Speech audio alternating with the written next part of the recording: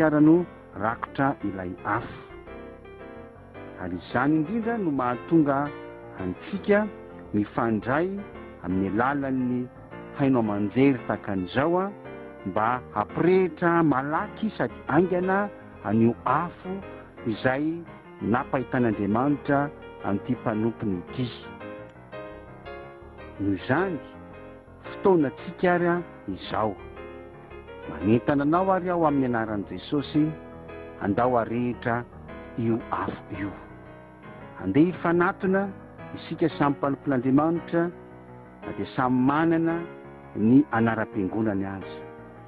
Andehantsika iray ihany, fa ny fahasamihafana dia hery lehibe ho antsika.